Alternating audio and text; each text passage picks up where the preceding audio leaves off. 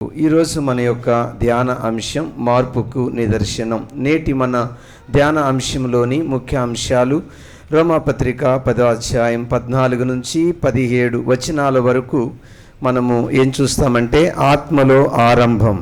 అసలు ఆత్మలో దేవుణ్ణి నమ్మడము ఎట్లా ఆరంభమైనది, విశ్వసించడం ఎట్లా ఆరంభమైనది, ప్రార్థించడం ఎట్లా ఆరంభమైనది అనే విషయాన్ని చూస్తాం. ఆ తరువాత రెండవ భాగములో రోమాపత్రిక 10వ అధ్యాయం 18 నుంచి 21 వరకు రెండవ భాగములో ఆత్మలో ఆనందం. అసలు ఆనందం ఎప్పుడు ప్రారంభమైంది, ఎలా ప్రారంభమైంది ఆ విషయాన్ని మనం చూస్తాం. ముగింపుగా మనము మూడవదిగా ఏం చూస్తామంటే ఆత్మలో అనుచరణ. ఆ తరువాత మరి తన ఇష్ట ప్రకారం జీవిస్తున్న మనుష్యుడు పూర్తిగా ఆత్మస్వాధీనంలోనికి వెళ్ళి ఎట్లా ఆ లక్షణాలను ఎక్స్పోజ్ చేస్తాడో అవి మూడో భాగంలో మనము చూస్తాం. ఈ విధంగా మరి మార్పుకు నిదర్శనం అనేటువంటి అంశం మీద ఈ మూడు ముఖ్యాంశాలను ఈ నేటి ధ్యాన భాగంలో మనము నేర్చుకోబోతూ ఉన్నాం. ఒకవేళ 10వ అధ్యాయం అంతటికి ఒకే పేరు పెట్టాలి అని అంటే ఇలా పెట్టవచ్చు, విశ్వసించిన వారందరికీ మోక్షం అని పేరు పెట్టవచ్చు. 10వ అధ్యాయం అంతటికి ఒకే పేరు పెట్టాలి అని అంటే విశ్వసించిన వారందరికీ మోక్షం అనేటువంటి పేరు పెట్టవచ్చు. సరే, ఇది మనకు 10వ అధ్యాయంలో రెండవ సందేశంగా మనం వింటూ ఉన్నాం. రోమా పత్రికను మనము 3 భాగాలుగా చేసి మొదటి భాగాన్ని పూర్తి చేసుకుని రెండవ భాగంలో మనం ఉన్నాం. రోమా పత్రికను 3 భాగాలుగా ఎట్లా మనం చూస్తూ వచ్చామంటే మొదటి 8 అధ్యాయాలు దేవుడు బయలుపరిచిన నీతి అనే అంశం మీద చాలా విషయాలు నేర్చుకున్నాం. రెండవ భాగములో నీతి యొక్క ప్రణాళిక అనేటువంటి దాని మీద మనము 9వ అధ్యాయం నుండి 11వ అధ్యాయం వరకు, అంటే ఇప్పటికి 9, 10, ఇది ఈ రోజుతో 10వ అధ్యాయం పూర్తవుతుంది. వచ్చే వారం 11వ అధ్యాయాన్ని మనం చూస్తాం ప్రభు బల తర్వాత ప్రాముఖ్యమైన విషయం ఏంటంటే ఈ రెండవ భాగములో దేవుని యొక్క నీతి యొక్క ప్రణాళిక అనేటువంటి దాని మీద దేవుడు ఆ నీతిని బయలుపరిచిన నీతిని లోకానికి తీసుకొని రావడానికి దేవుడు ఒక జనాంగాన్ని ఎన్నుకున్నాడు. ఆ జనాంగం ఇశ్రాయేల్. ఆ ఇశ్రాయేల్లో నుంచి కన్య గర్భాన యేసు ప్రభు పుట్టడం, వారి ద్వారా ఈ లోకానికి నీతిని ప్రభు తీసుకొని రావడం అన్నది ఒక దైవ ప్రణాళికగా మనం చూస్తూ వచ్చాం. సరే, ఈ రోమాపత్రిక 10వ అధ్యాయము ఈ 14 నుంచి 17 వచనాల్లో మార్పుకు నిదర్శనం. నిజంగా ఒక వ్యక్తి విశ్వసించాడు, నమ్మాడు అనడానికి 3 సూత్రాలను లేదా 3 సత్యాలను మనం తెలుసుకుంటాం. ప్రార్థన చేసుకుందాం. ప్రేమ కలిగిన మా పరలోకపు తండ్రి, రోమాపత్రిక 10వ అధ్యాయము 14 నుంచి 21 వచనము వరకు ఉన్న విషయాలు మేము నేటి దినమున నేర్చుకోవడానికి అయ్యా నీ పాదం దగ్గరికి మేము వచ్చాం. మేమేమై ఉన్నామో నీ కృపై ఉన్నాం. అందును బట్టి మీకు మా హృదయపూర్వకమైన కృతజ్ఞతలు చెల్లిస్తున్నాం. అలాగే నా తండ్రి కృష్ణారెడ్డి గారు బిడ్డ పట్ల చేసిన అద్భుతమును బట్టి మీకు మహిమ కలుగునుగాక. వారి కుటుంబాన్ని నిండారుగా దీవించమని ప్రార్థిస్తున్నాం. అలాగే 2 బిడ్డలు నా తండ్రి, వారికి మంచి మార్కులతో పాస్ చేసావు. అలాగే అనేక చోట్ల గొప్ప కార్యాలు చేసినందుకు నీకు మహిమ కలుగునుగాక. కృతజ్ఞులై యవన కాలంలో తొట్టెళ్లకుండా పడిపోకుండానట్లు బిడ్డలు నిండారుగా దీవించమని వారిని బట్టి నిన్ను స్తుతిస్తూ ఉన్నాను. జీసస్ మినిస్ట్రీ పిల్లలను ఇలా ఆశీర్వదించి వర్ధిల్ల చేయమని కృపాస్తములకు వారిని సంఘాన్ని సమర్పించి ఈ మనవులు యేసు క్రీస్తు నామమున అడిగి వేడుకుంటున్నాము తండ్రి, ఆమేన్. ప్రభునందు ప్రేమైనటువంటి దేవుని బిడ్డలారా, రోమా పత్రిక 10వ అధ్యాయం 14వ వచనము నుంచి పౌలు ఏ విషయం మీద తన మనసును కేంద్రీకృతం చేశాడు అని అంటే, ఒక వ్యక్తి మార్పు అనేది దేని ద్వారా కలుగుతుంది, ఒక మనిషి యొక్క మారు మనసు ఎట్లా కలుగుతుంది, సువార్తకు మారు మనసుకున్న సంబంధం ఏమిటి అనే విషయం మీద ఫోకస్ చేసి 14వ వచనం నుంచి 17వ వచనం వరకు సువార్త యొక్క ప్రాముఖ్యత, సువార్త యొక్క ఔన్నత్యాన్ని చాలా అద్భుతంగా వివరిస్తాడు. ఇక్కడ 4 ప్రాముఖ్యమైన విషయాలు మాట్లాడతాడండి పౌలు గారు. ఏమని మాట్లాడతాడు? 14వ వచనాన్ని మనము గమనిస్తే మొదటి మాట, విశ్వసించకుండా ఎట్లా ప్రార్థన చేస్తారు, వినకుండా ఎట్లా విశ్వసిస్తారు, ప్రకటించకుండా ఎట్లా వింటారు, ప్రకటించేవారు పంపబడకుండా ఎలా ప్రకటిస్తారు? ఈ 4 విషయాలు మాట్లాడతాడండి. నేను మిమ్మల్ని ఒక ప్రశ్న వేసి ఆ తర్వాత వాక్యంలోకి వెళతాను. ప్రార్థించడము ముందా, విశ్వసించడం ముందా? ఏమండి, విశ్వసించి ప్రార్థిస్తారా, ప్రార్థించి విశ్వసిస్తారా? ఓకే, మళ్ళీ ప్రశ్న వేస్తున్నాను. విశ్వాసము ముందా, ఆత్మ పుట్టుక ముందా? ఆత్మ జన్మ ముందా, విశ్వాసం ముందా? మొదటి ప్రశ్నకు సమాధానం కరెక్ట్గానే చెప్పారు. రెండవ ప్రశ్న కొంచెము డైలమాలో చెప్తున్నారు. మళ్ళీ చేస్తున్నాను చూడండి. విశ్వసించడం ముందా, ఆత్మ నూతన జన్మ పొందడం ముందా? ఓకే, మీకు దాన్ని చూసైనా చెప్తారేమో అనుకున్నాను. ఆ పాయింట్ని బట్టి అయినా చెప్తారేమో అనుకున్నాను. ఓకే, వినండి జాగ్రత్తగా. దేవుని పిల్లలారా, ఈ ప్రశ్న చాలా ప్రాముఖ్యమైన ప్రశ్న. ఎందుకంటే ప్రపంచం అంతా కూడా సువార్త వినబడుతూనే ఉంది. అర్థమైందండి? ఒకవేళ కేవలము ఒక్క సువార్త వినడము వల్లే కార్యము జరుగుతూ ఉంటే, అంటే ఆత్మతో పని లేకుండా సువార్త కేవలం వినడం అనే కార్యమే జరిగే పని అయితే ఈనాటికి ప్రపంచమంతా దేవుని వైపుకి తిరిగి ఉండేది. అయితే సువార్త వినబడుతున్నప్పుడు సువార్త పక్షమున పనిచేస్తున్నటువంటి విషయము మనం ఈరోజు తెలుసుకోబోతూ ఉన్నాం. సువార్త వినబడినప్పుడు ఆ సువార్త క్రియారూపములోనికి తీసుకొచ్చే పని పరిశుద్ధాత్మ పని అనే విషయాన్ని మీకు విశదీకరిస్తున్నాను. అదేంటంటే, ఒక వ్యక్తి సువార్త వినాలి అన్నా, నెంబర్ 2 విన్న సువార్తని నమ్మాలన్నా, నెంబర్ 3 నమ్మిన వ్యక్తికి ప్రార్థన చేయాలి అన్నా ఆత్మ కార్యం జరగాలి. 3 పాయింట్ చెప్పానండి. 1 ఒక వ్యక్తి సువార్త వినాలి అన్నా, 2 సువార్త విని నమ్మాలి అన్నా, నెంబర్ 3 నమ్మిన వ్యక్తికి ప్రార్థన చేయాలి అన్నా అది ఆత్మ కార్యమే అనే విషయాన్ని మనం అర్థం చేసుకోవాలి. దేవుని బిడ్డలారా, ఈ లోకంలో ప్రతి ఒక్కరికి దేవుడు పక్షపాతము లేకుండా సువార్త వినిపిస్తున్నాడు. అయితే ఆత్మకార్యము లేకుండా ఆ సువార్త వినడం జరగదు. ఆత్మకార్యము లేకుండా ఆ సువార్త నమ్మడం జరగదు. ఆత్మకార్యము లేకుండా నమ్మిన వ్యక్తికి ప్రార్థన చేయడం జరగదు. అయితే ఈ కార్యాలన్నీ జరగాలి అని అంటే ఖచ్చితంగా ఆత్మకార్యం జరిగి తీరాలి.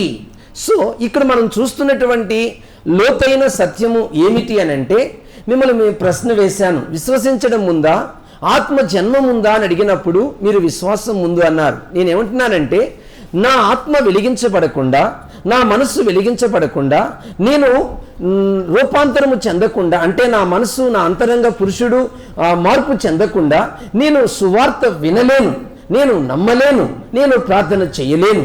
సో లోన ఒక అద్భుతము జరిగినప్పుడు మాత్రమే నేను సువార్త వినగలను, సువార్తను నమ్మగలను, నమ్మిన వ్యక్తికి ప్రార్థన చేయగలను. అయితే సువార్త అనే ఈ మాట, లేక యేసు క్రీస్తు యొక్క మరణం, యేసు క్రీస్తు యొక్క పుట్టుక, యేసు క్రీస్తు యొక్క పునరుద్ధానాన్ని కలిపి దీన్ని సువార్త అన్నారు. మార్కు సువార్త 1వ అధ్యాయం 1వ వచనం. మార్కు సువార్త 1వ అధ్యాయం 1వ వచనాన్ని మనము చూస్తే, 1వ అధ్యాయం 1వ వచనం, అక్కడ యేసు క్రీస్తు సువార్త అనే మాట మనం చదువుతాం. సువార్త యేసుక్రీస్తు, యేసుక్రీస్తు సువార్త. అంటే ఏంటి సువార్త? యేసుక్రీస్తు. ఎట్ట యేసుక్రీస్తు సువార్త అయ్యాడు? మన కొరకు పుట్టాడు, మన కొరకు చనిపోయాడు, మన కొరకు తిరిగి లేచాడు, పునరుద్ధానుడు అయ్యాడు, ఆరోపణమై తండ్రి కుడి పార్శ్వమున మన పక్షమున విజ్ఞాపన చేస్తున్నాడు. ఆయన ఎవరి నిమిత్తం పుట్టాడు, ఎవరి నిమిత్తం చనిపోయాడు, ఎవరి నిమిత్తం తిరిగి లేచాడో, ఎవరి నిమిత్తం విజ్ఞాపన చేస్తున్నాడో అట్టి విషయముల గురించి వినడమే సువార్త. అది ఎవరిని గూర్చిన వార్త? యేసును గూర్చిన వార్త. ఏ వార్త? ఆయన మరణ పునరుద్ధానమును గూర్చినటువంటి వార్త, శుభవార్త. అయితే ఈ వార్త వినడము అన్న పని, ఈ వార్తను నమ్మడం అన్న పని, ఈ వార్తను నమ్మిన వ్యక్తికి ప్రార్థన చేయడం అన్న పని మనలో జరగాలి అని అంటే ముందు ఆత్మకార్యం జరగాలి. అందుకే ఆ పేరు పెట్టాం, ఆత్మలో ఆత్మ ఆరంభం. మన ఆత్మలో పరిశుద్ధాత్మ యొక్క ఆరంభం జరుగుతుంది. దీన్నే నూతన జన్మ. యేసు ప్రభు ఇలా చెప్పారు నికోదేముతో, ఒకడు నీటి మూలముగాను ఆత్మ మూలముగాను జన్మిస్తే తప్ప వాడు రక్షింపబడడు. వినారా? ఇక్కడ ఒకడు నీటి మూలముగా, ఆత్మ మూలముగా అనేటువంటి పదాలు 2 అర్థాలు వస్తూ ఉన్నాయి. నీటి మూలముగా అంటే సహజంగా తల్లి గర్భము నుండి వచ్చినటువంటి వ్యక్తి. సో తల్లి గర్భములో నుండి వచ్చినటువంటి వ్యక్తి మళ్ళీ ఆత్మ మూలముగా జన్మించాలి అనే పదాన్ని ఉపయోగిస్తున్నాడు. అంటే దీని అర్థం ఏంటంటే ఒక ఆత్మ, పరిశుద్ధ ఆత్మ మన ఆత్మను వెలిగించినప్పుడు మన మైండ్ సెటప్ వినడం, ఆ తర్వాత నమ్మడం, ఆ తర్వాత ప్రార్థన చేయడం, ఇవన్నీ కూడా ఎలా జరిగిపోతాయంటే అరమరికి లేకుండా, అనుమానము లేకుండా, సందేహము లేకుండా, అంతే. ఏ కులమైనా, ఏ దేశమైనా, సౌండ్ తగ్గించండి, ఏ ప్రాంతమైనా, ఎచ్చటి వారైనా, ఎక్కడి వారైనా ఈ యొక్క కార్యం, ఆత్మకార్యము జరగగానే ఆ వ్యక్తి నమ్మేస్తాడంతే. కాబట్టి దేవుని పిల్లలారా, ఈ అద్భుతము, ఈ ఆశ్చర్యము అనేది ఎవరి ద్వారా జరుగుతుంది అని అంటే పరిశుద్ధాత్మ ద్వారా జరుగుతుంది అనే విషయాన్ని మీకు జ్ఞాపకం చేస్తున్నాను. చూడండి, 2 రైలు పట్టాలు ఏ విధముగా ఒక్కటి ఉంటే రైలు వెళ్ళదో, ఇక్కడ సువార్త, ఆత్మ వీళ్ళిద్దరిలో ఎవరు పని చేయకపోయినా రక్షణ కార్యం జరగదు. అందుకని చూడండి, ఆత్మకార్యము గురించి మనం చెప్పుకున్నాం కదూ, ఆయన వెలిగిస్తాడని, ఆ వినే మనసు ఇస్తాడని చెప్పుకున్నాం కదూ. ఈ కార్యము జరగాలి అని అంటే సువార్త ప్రకటించబడాలి. అర్థమైందండి? ఇక్కడ సువార్త ప్రకటించబడకపోయినా, అక్కడ ఆత్మకార్యము జరగకపోయినా, ఈ రెండిట్లో ఏది మిస్ అయినా రక్షణ కార్యము జరగదు. కాబట్టి ఆత్మకార్యము జరగాలి అని అంటే సువార్త ప్రకటించబడాలి. అదే చెప్తున్నాడండి పౌలు ఇక్కడ. ఏమని? ఒక వ్యక్తి విశ్వసించాలి అని అంటే వినాలి. అర్థమైందండి? విశ్వసించాలంటే వినాలి, వినాలి అని అంటే ప్రకటించేవారు కావాలి, ప్రకటించేవారు కావాలంటే ప్రకటించే వారిని పంపబడాలి. సో ఈ విధంగా సువార్త యొక్క ప్రాముఖ్యత ఈ వచనాలు బేస్ చేసుకొని ఈనాడు మిషనరీ సువార్త అనేది ప్రారంభించబడింది. ప్రపంచమంతా కూడా దీన్ని బేస్ చేసుకుని ఈ అద్భుతం జరిగింది. నేను మీకు కొన్ని ఉదాహరణలు చెప్తాను, జాగ్రత్తగా వినండి. సో చాలా సంవత్సరాల క్రితం బాప్టిస్ట్ సొసైటీ వారు మరి మన యొక్క ప్రాంతానికి మిషనరీలను పంపించారు. ముఖ్యంగా ఒంగోలు ప్రాంతంలో క్లో దొరగారు ఆయన సువార్త ప్రకటించి చాలా కాలం సువార్త చెప్పిన తర్వాత ఎవ్వరూ మార్పు చెందని స్థితిలో ఉన్నప్పుడు ఆ సొసైటీ వారు ఏం చేశారంటే, ఇక్కడ వద్దు, మనం ఇంతకాలము మిషనరీని పోషిస్తున్నా, ఇన్ని సంవత్సరాలు సువార్త చెప్పినా ఎవ్వరూ మారలేదు, ఎంతోమంది వింటున్నారు. ఆయన వీధి వీధి వెళ్ళి, మార్కెట్కి వెళ్ళి, ఎక్కడికి వెళ్ళి, డోర్ టు డోర్ వెళ్ళి, ఎంత కష్టపడినా, ఎంత చెప్పినా, ఎంత వాక్యము వినిపించినా, ఎన్ని కరపత్రికలు పంచినా ఎక్కడా స్పందన లేదు. కాబట్టి ఆ వ్యక్తిని మనము మరి అనవసరంగా అక్కడ ఉంచడం కంటే ఇంకో చోటకు పంపించడం బెస్ట్ అని ఒక ఆలోచనకు వచ్చి ఒక ఆలోచన సభ జరిగి చివరిసారిగా ఒక్క అవకాశం ఇద్దామని చెప్పి మరి ఒక చిన్న మన మ్యాప్లో ఆంధ్ర రాష్ట్రం యొక్క మ్యాప్ మీద ఒక చిన్న చుక్క పెట్టారు. దానికి లోన్ స్టార్ అనే పదం వచ్చింది. సో ఆ విధంగా మరి ఆ ప్రాంతము కొరకు, ఆ ప్రజల కొరకు వాళ్ళంతా కలిసి కన్నీటితో ప్రార్థన చేసినప్పుడు జరిగిన అద్భుతం ఏంటంటే, ఆయన ఒక రోజు సువార్త ప్రకటించుతూ ఉంటే కుప్పలు కుప్పలు కుప్పలు కుప్పలు వచ్చి 2222 మంది బాప్తిసం పొందారండి. అంటే నేను మీకు ఈ మాటలు ఎందుకు చెప్తున్నానంటే, అంతకుముందు సువార్త వినలేదా? విన్నారు. అంతకుముందు సువార్త ప్రకటించబడలేదా? ప్రకటించబడింది. అంతకుముందు సువార్త ఆ విధంగా అందరి దగ్గరికి వెళ్ళలేదా?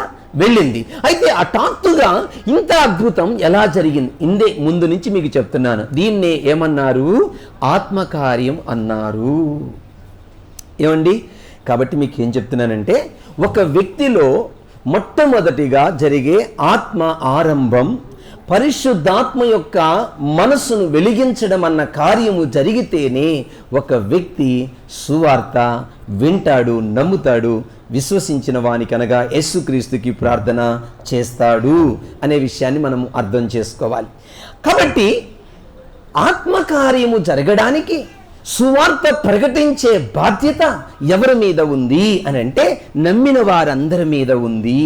సో వారి గురించి బైబిల్ ఏం చెప్తుందో కొంత చూసి మనం ముందుకు దాటి వెళ్ళిపోదాం. ఓకేనా?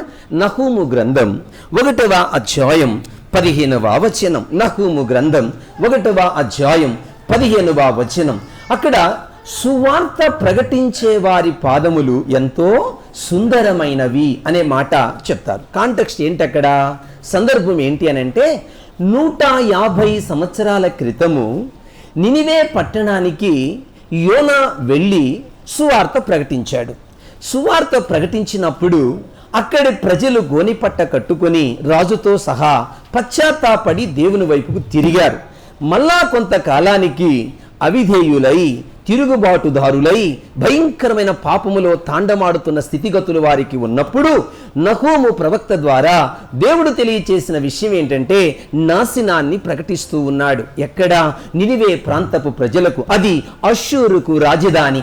అటువంటి ప్రాంతానికి కలిగే వినాశనాన్ని ప్రకటిస్తూ ఉంటే అట్టి వినాశనం యెరూషలేము ప్రజలకు శుభవార్త అయ్యింది. జాగ్రత్తగా వింటున్నారు కదండి నేనేం చెప్తున్నాను? 150 సంవత్సరాల క్రితం యోనా అనే దైవజనుడు లేదా ప్రవక్త వెళ్ళి సువార్త ప్రకటించినప్పుడు మారారు. మళ్ళా వారు యథాస్థితికి వచ్చి పాపములో కొనసాగిస్తూ ఉండగా వారి వినాశనం లేక నాశనాన్ని నహూము అనే ప్రవక్త ఇశ్రాయేలు ప్రజలకు తెలియచేస్తున్నాడు. నాశన పాత్రుడు ఇక ఉండడు, ఇక మీరు భయపడాల్సిన అవసరం లేదు అని. ఎందుకంటే వారి నుండి ఇశ్రాయేలీలకు రకరకాల హింసలు, రకరకాల కష్టాలు, రకరకాల పరిస్థితులను ఎదుర్కొన్నారు. అయితే ఎప్పుడైతే ఈ వార్త ప్రకటించబడిందో అది వారికి సమాధాన సువార్త అయింది. ఎందుకు అయిందంటే నాశన పాత్రుడు తొలగించబడ్డాడు. అనగా వీళ్ళని హింస పెట్టేవారు, వీళ్ళని బాధ పెట్టేవారు, వీళ్ళతో భయంకరంగా రకరకాలుగా యుద్ధాలలో నాశనం, వీళ్ళ భార్యలను పిల్లలను చెరగ తీసుకెళ్లి నాశనం చేస్తున్న పరిస్థితులు ఉన్నాయి గనుక అలాంటి వ్యక్తి నశించిపోతున్నాడు అని అంటే ఏం కలిగింది వాళ్ళకి అని అంటే మనసులో నెమ్మది కలిగింది. సో అట్టి వార్త వాళ్ళకి సమాధానకరమైన వార్త.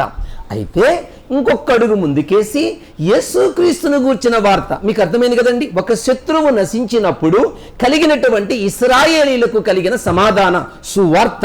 ఇంకొక విషయం కూడా చెప్తానండి. యెషయా గ్రంథము 52వ అధ్యాయము 7వ వచనం. యెషయా గ్రంథము 52వ అధ్యాయము 7వ వచనం. ఇక్కడ యేసుక్రీస్తును గూర్చినటువంటి వార్త, శుభవార్త. మెస్సయ్య వచ్చినప్పుడు మెస్సయ్యను గూర్చినటువంటి వార్త ప్రజలు విన్నప్పుడు కలిగే సమాధాన వార్త, సువార్త. ఆ యెరూషలేము పర్వతముల మీద ప్రకటించేటువంటి వాని పాదములు ఎంతో సుందరమైనవి అని చెప్తూ ఉన్నాడు. అంటే ఆ దినాలలో ఆ నహూము గ్రంథము 1వ అధ్యాయం 15వ వచనములో శత్రువు నశిస్తున్నాడు అన్న వార్త వారికి సమాధానం కలిగించింది. అలా ప్రకటించిన వాని పాదములు ఎంతో సుందరమైనవి. ఓకేనా? రెండో భాగంలో మనం ఏం చూస్తున్నాం? ఇంతకు మనకు శత్రువు ఎవరు? లూసిఫర్. ఈ లూసిఫర్ నశించాలి అని అంటే మన కొరకు యేసు ప్రభు ఏమవ్వాలి? మరణించాలి. ఆయన మరణ పునరుద్ధానము ద్వారా ఆయన్ని విశ్వసించినప్పుడు శత్రువు ఏమవుతున్నాడు?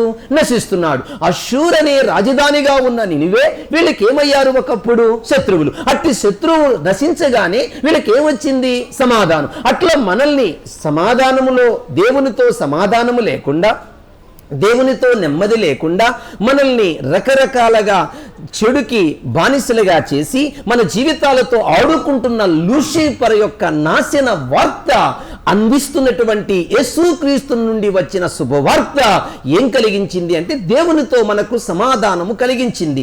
ఇట్టి వార్తను ఎవరు ప్రకటిస్తున్నారో వారి పాదములు ఎంతో సుందరమైనవి అనే విషయాన్ని తెలియచేస్తున్నాడు. కాబట్టి దేవుని పిల్లలారా, ఇప్పుడు మనం నేర్చుకుంటున్న పాఠం ఏంటంటే ఒక వ్యక్తి రక్షణ 2 విషయాల మీద ఆధారపడింది. ఏంటి అని అంటే 1 ఆత్మకార్యం, 2 సువార్త వినిపించడం. ఈ 2 పనులు జరగాలి అని అంటే మనము 2 పనులు చేయాలి. 1 ప్రార్థించాలి, 2 సువార్తను ప్రకటించాలి. సో మనము నశించిపోతున్న ప్రజల కొరకు ప్రార్థన చేయాలి, 2వది వారి దగ్గరికి సువార్తను అందించాలి. మీకు అర్థమవడానికి ఇంకొక ఉదాహరణ కూడా మీతో పంచుకుంటాను. జాగ్రత్తగా వింటున్నారు కదూ? ఒక దినమున ఓ చిన్న పాప ఒక వ్యక్తి దగ్గరికి వెళ్ళింది. ఆ వ్యక్తికి డాక్టర్లు ఏం చెప్పారంటే 6 నెలల్లో నువ్వు చనిపోతావు అని చెప్పారు. సో ఆయనకి క్షయవ్యాధి. ఆయన క్యాలెండర్ దగ్గర పెట్టుకొని ఒక దినం గడవగానే ఇక 5 నెలల 29 రోజులు, ఇంకొక దినము గడవగానే ఇట్లా లెక్కలేసుకుంటూ నేను ఫలానా రోజుకి లేక ఆ నెలలో చనిపోతాను అన్నట్లుగా జీవిస్తూ ఉన్నాడు. ఈలోగా ఒక పాపకి ప్రేరణ వచ్చి ఓ క్రొత్త నిబంధన తీసుకెళ్లి ఆయనకి ఇచ్చి చదువుకోమని చెప్తే బహు ఉగ్రుడై కోపగించుకున్నాడు. ఎందుకంటే అతను బౌద్ధ మతానికి చెందినవాడు గనుక ఏ మాత్రము క్రీస్తుని గురించి వినడానికి మనసు లేనివాడై ఉన్నాడు. ఆ కారణము చేత బహు ద్వేషముతో ఆ పాపను ఆయన ద్వేషించాడు. అయినను మానక వెళ్ళడం, ఆయనకి దేవుని గురించి చెప్పడం, ఆ గ్రంథాన్ని చదవమని ప్రోత్సహించడం, ఆయనను ఆ విధంగా ప్రోత్సహిస్తూ ఆయన కొరకు ఆ పాప ప్రార్థన చేస్తూ ఉంటే ఒక రోజు కసురుకున్నాడు. ఆ వ్యక్తి, ఆ క్షయవ్యాధికి గురైన వ్యక్తి కసురుకున్నాడు. ఎప్పుడైతే కసురుకున్నాడో ఈ బిడ్డ ఆ కసురికి పారిపోవడం గాని, ఆ కసురికి సనగడం గాని, ఆ కసురికి ఈ పాప యొక్క ఎమోషనల్ చెడ్డగా కనుపరచక ఆమె వెంటనే మోకాళ్ళు వేసి, దేవా, నిన్ను ద్వేషించు వారి కొరకు ప్రార్థన చేయమంటివి, శపించు వారిని దీవించమంటివి. ఈయన నన్ను ద్వేషిస్తూ ఉన్నాడు గనుక ఈయన కొరకు నేను ప్రార్థన చేస్తున్నాను. ఈయన నశించి నరకానికి పోవడం ఇష్టం లేదు. ఈయన మనసనే నేత్రాలు తెరువు, ఓ ఆత్మదేవ ఆత్మకార్యము జరిగించు అని మోకాళ్ళ మీద కన్నీటితో ప్రార్థన చేసింది ఆ పసికందు. సరే, ఇది ఇలా ఉండగా ఆయన మనస్సు అప్పుడు వెలిగించబడింది. అరే, ఈ ప్రపంచములో నేనెవరినైనా ద్వేషిస్తే తిరిగి ప్రతిఫలం నన్ను ద్వేషిస్తారు, కానీ నేను ద్వేషించే వారి నుండి నాకు ఇంత మంచి వార్త, లేక నన్ను ఇంతగా బలపరిచి నన్ను మంచివాడిగా తయారు చేయాలన్న పట్టుదల ఎందుకు కలిగింది? ఏ మతములోను ఏ వ్యక్తిలోను ఇట్లాంటి స్వభావం కనబట్టలేదే. ఈ వ్యక్తిలో, ఈ పాపలో ఈ ప్రత్యేకమైన స్వభావం కనబడుతుందంటే ఏంటి ఇందులో ఉన్న ప్రత్యేకత అని మనస్సు వెలిగించబడి వెంటనే బైబిల్ తీసి జస్ట్ అలా చదవగానే రక్తస్రావ స్త్రీ యొక్క ఆ హిస్టరీ అంతా కూడా కనబడింది. వెంటనే ఆ సందర్భములో ఆయన వస్త్రము ముట్టగానే రక్తస్రావము కట్టినన్న పదము అతని మనసును తాకగా ఆ విశ్వాసముతో దేవునికి ప్రార్థన చేయగా 6 నెలల్లో చనిపోవలసిన ఆయన చనిపోకుండా మరి సంవత్సరం అయింది, 2 ఏళ్ళైంది, బ్రతికాడు. చివరికి అతను ఓ గొప్ప దైవజనుడు. ఆయన పేరే పాల్ డేవిడ్ యాంగ్ చో.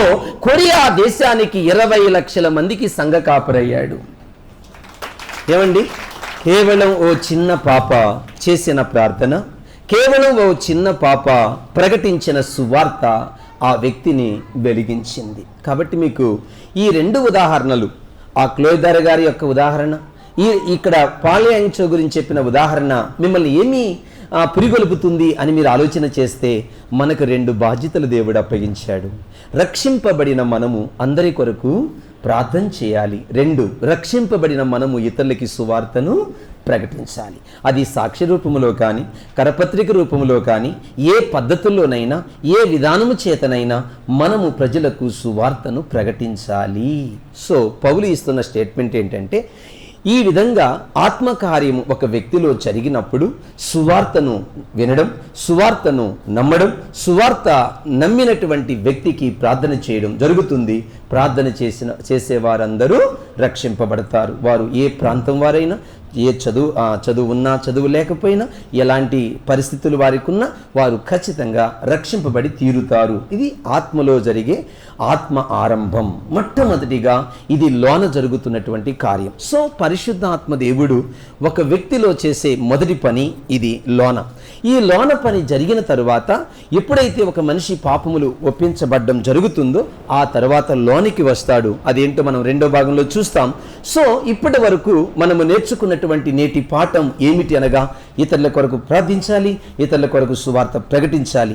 ఒక బిడ్డ రక్షింపబడిన తరువాత ఈ యొక్క హృదయంలో నుంచి ఈ తపన అనేది మనకు కలగలేదు అని అంటే మన స్వభావము మానవ స్వభావమే కానీ దైవ స్వభావం కాదు. ఒక వ్యక్తి రక్షింపబడిన తర్వాత ఇట్టి తపనతో బ్రతుకుతున్నాడంటే అది దైవ స్వభావం. ఎట్లా చెప్పగలం? ఒక రోజున యేసు ప్రభు దగ్గరికి శిష్యులు వచ్చి, ప్రభువా, మరి భోజనము టైము, మరి భోజనం తెచ్చాం, రండి తినండి అంటే, నా భోజనము మీకు తెలియదా? నా తండ్రి చిత్తము నెరవేర్చుటయే, నశించిపోతున్న ప్రజలకు సువార్తను ప్రకటించుటయే, వారిని తండ్రి దగ్గరికి తీసుకుని వచ్చుటయే నా భోజనం అని మీకు తెలియదా? వింటున్నారా? దేవుని కుమార్తె, దేవుని కుమారుడా, రక్షింపబడిన నాటి నుండి తిరిగి లోకాన్ని వదిలిపోయేంత వరకు నువ్వు ఉద్యోగం చేస్తున్నా, నువ్వు వ్యాపారం చేస్తున్నా, నువ్వు ఏ పని చేస్తున్నా, నువ్వు ఎక్కడ ఉన్నా, నువ్వు ఏ రంగములో ఉన్నా, నీ యొక్క ఆలోచన, నీ యొక్క తపన, నీ యొక్క ఉద్దేశము ఏమిటంటే ఇదేనండి, ఇతరులకి దేవుని గురించి, క్రీస్తుని గురించి తెలియచేయాలి నా వంతు నేను. అంటే నీవు సువార్త ప్రకటించడం అన్న పని నీది అయిపోతే రెండో పని ఆయన చూసుకుంటాడు. పరిశుద్ధాత్మ దేవుడు ఆత్మకార్యము జరిగించడం, అది ఎప్పుడైనా జరగవచ్చు. నీవు సువార్తను ప్రకటించావు, అది సంవత్సరం అయింది, 2 ఏళ్ళు అయింది, 3 ఏళ్ళు అయింది, 5 ఏళ్ళు అయింది, బట్ ఎప్పుడైనా కావచ్చు. ఏదో ఒక రోజు ఆ సువార్తలో ఆత్మకార్యము జరిగినప్పుడు ఆ వ్యక్తి రక్షింపబడి తీరుతాడు. నీ పని నువ్వు చేశావు, నువ్వు వేసిన విత్తనాలు ఏదో ఒక రోజు ఫలిస్తాయి. కాబట్టి దేవుని బిడ్డలారా, భూమి మీద బ్రతికినంత కాలం మనకు ఒక కర్తవ్యం ఉంది. అది ఏమిటనగా సువార్తను ప్రకటించాలి, ఇతరులకి సువార్తను తెలియచేయాలి. ఇది మన కర్తవ్యం, ఇది మన యొక్క బాధ్యత అని మనం అర్థం చేసుకోవాలి. ఓకే, ఇంతవరకు మనకు ఏమర్థమైంది అని అంటే అద్భుతమైన విషయం అర్థమైంది. సువార్త ప్రకటించడం అది దేవుడు మనకిచ్చిన ధన్యత, దేవదూతలకు లేని ధన్యత ఈనాడు మనకిచ్చాడు. ఇట్టి సువార్తను మన బాధ్యత ప్రకారం మనం తెలియచేసుకుంటూ వెళ్ళిపోతే పరిశుద్ధాత్మదేవుడు వారి ఆత్మలో ఆత్మ ఆరంభాన్ని జరిగిస్తాడు. ఓకే, మార్పుకి మొదటి నిదర్శనం మనం తెలుసుకున్నాం. నమ్ముతాడని, వింటాడని, నమ్ముతాడని, నమ్మిన వ్యక్తికి ప్రార్థన చేస్తాడని, అది ఆత్మలో జరిగిన ఆరంభమని మనం ఇంతవరకు తెలుసుకున్నాం. ఇప్పుడు మనం రెండో భాగానికి వెళుతున్నాం. రెండో భాగంలో ప్రశ్న బయలుదేరింది. ఏంటంటే, అట్లయితే ఈ సువార్త ఇశ్రాయేలు ప్రజలు వినలేదా? మరి ఈ విధముగా ఇశ్రాయేలీయులు రక్షింపబడ్డానికి సువార్త వారికి వినబడలేదా అన్న ప్రశ్న బయలుదేరింది. విన్నారు కదా. మరి ఈ విధంగా సువార్త విన్నప్పుడు ఎందుకు ఇశ్రాయేలు ప్రజలు రక్షింపబడలేదు? దేవుని పిల్లారా, జాగ్రత్తగా వింటున్నారా? సో రెండో భాగానికి మనం పెట్టిన పేరేంటి? ఆత్మలో ఆనందం.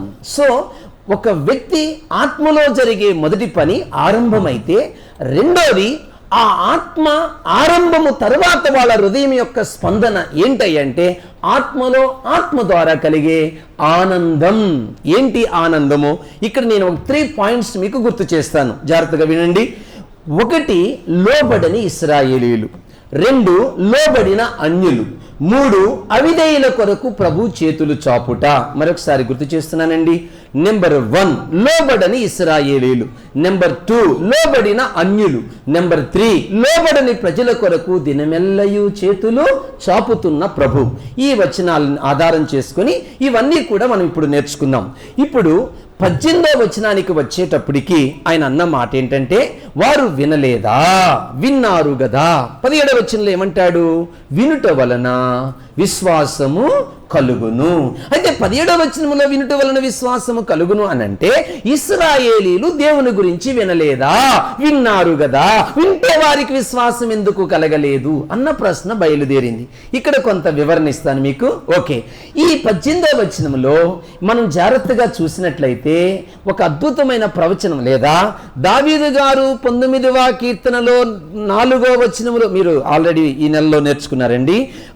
దావీదు రాసిన కీర్తన 19వ కీర్తన 4వ వచనంలో పలికిన మాటలు ఇక్కడ ఈ సందర్భంలో రోమాపత్రిక 10వ అధ్యాయం 18వ వచనంలో పలుకుతున్నాడు. ఎవరు? ఇక్కడ పౌలు గారు దావీదు గారు పలికిన మాటలను ఆధారం చేసుకొని మాట్లాడుతున్నాడు. వారి మాటలు భూలోకమంతయో, వారి మాటలు భూదిగంతముల వరకు వినబడిన కదా. వినారా? ఎవరి మాటలు? జాగ్రత్తగా వినాలి. ఎవరి మాటలు? వారి మాటలు. వినారా? వారి యొక్క విషయాలు. వారంటే ఎవరక్కడ? కీర్తన గ్రంథము 19వ కీర్తన 4వ వచనం చదవండి, మీకు అర్థమైపోతుంది. అంటే ఏంటి? అక్కడ సృష్టి గురించి మాట్లాడుతున్నాడు.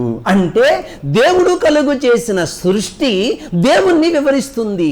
ఆయన అంతరిక్షం, ఆయన చేతి పనిని ప్రచురిస్తుంది.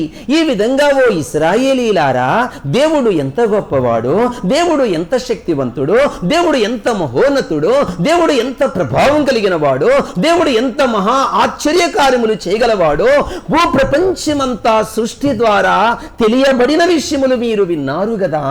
భూదిగంతముల వరకు తెలియచేసిన సమాచారము మీరు విన్నారు కదా అనే విషయాన్ని పౌలు గారు గుర్తు చేస్తున్నారు. మరి ఇశ్రాయేలీలకు తెలియని విషయాలు ఎవరికైనా ఉన్నాయా? ఈ లోకంలో ఉన్న అన్య జనాంగ ప్రజలకు తెలియని విషయాలు ఇశ్రాయేలు ప్రజలకు ఒక్కరికే తెలుసు. ఎందుకు?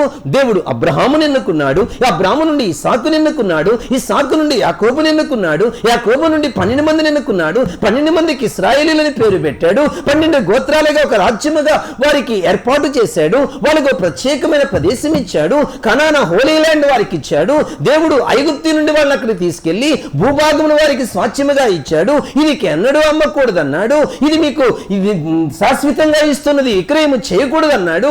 ఇన్ని విషయాలు చెప్పి ఐగుప్తు నుండి దేవుడు అద్భుతములు చేసి ఎర్ర సముద్రమును దాటించి ఆకాశం నుండి మన్నాను కురిపించి బండ నుండి మొదలు జలములు తాపించి ఇట్లా దేవుని యొక్క ప్రత్యక్షత, దేవుని యొక్క మహోన్నత కార్యములను వారికి తెలియచేసిన వార్త వాళ్ళు వినలేదా?